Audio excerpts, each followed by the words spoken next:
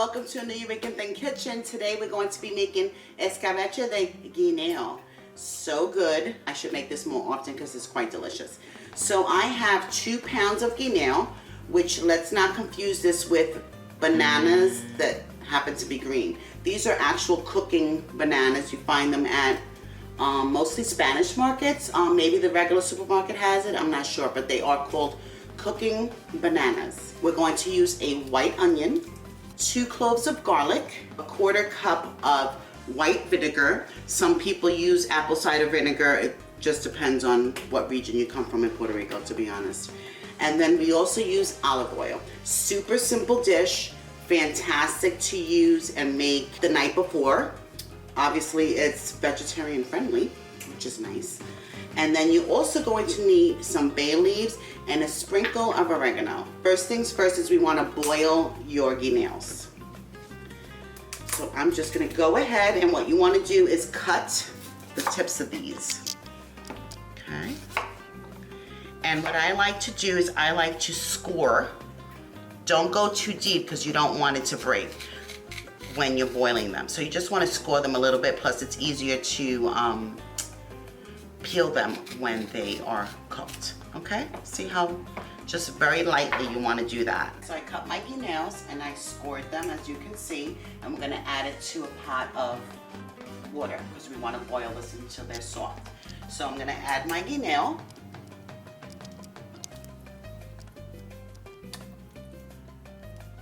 Okay, and I do add a little bit of salt. Okay, just sprinkle some. I use kosher salt, but you can use any salt that you prefer. And then we're just going to wait for that to come to a boil and until they're soft, and then we can move on to the next step. In the meantime, we're going to cut our onions and garlic, and we can saute that and get that ready. So while my guineos are boiling, we're going to slice it's only 1 onion, but it's a decent size. And obviously we're gonna make more guineo, you wanna make more onion, you know, and duplicate or double the recipe.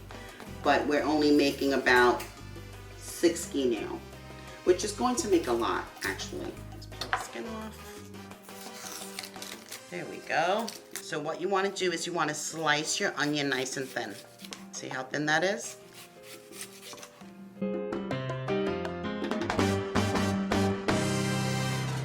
And then, guys, you're going to take your 2 cloves of garlic or more, because you know what? I don't think you should measure garlic. I think garlic should just be measured with your salt. So that's up to you. If you want more garlic, you put more garlic. So I like to chop it up.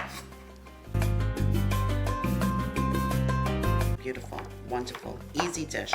My guineos have been boiling for about 15 minutes, so they are soft, and you see how the skin just comes right off. See that? This is done. So we're going to turn this off, and in the meantime I want to saute my onions. I'm going to put this on a medium-high heat. Okay. You're going to add a 1/4 cup of vinegar, and you're going to add your onions and garlic. So I like to saute your onions until they're translucent. And you want to break them up. And I'm going to add my garlic. Everything goes into this vinegar mixture. And we're just going to cook that until it is translucent. In the meantime, while this is cooking, we're going to take out our guineos and start cutting them up. They're very easy to come out of the skin, which lets you know that they are ready to go. And you just want to cut this about a 1/2 inch, not too thin, not too fat. Now what I want you guys to do is make sure that you use a glass bowl, because of the vinegar and the acid that it creates. A glass bowl is the best place to store and serve these kind of meals. So I'm just going to cut it.